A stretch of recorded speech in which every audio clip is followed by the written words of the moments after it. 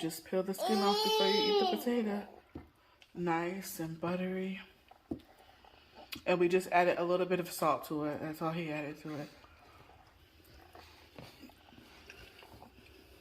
Sauce is complete. And the chicken. And you can also add the chicken into the sauce. Or you can also, it's called dun dun. You know, another thing that I would try next time making this would be to fry the sweet potato and then, you know, put the chicken in the sauce and then you can have yourself a dum-dum. Dum dum.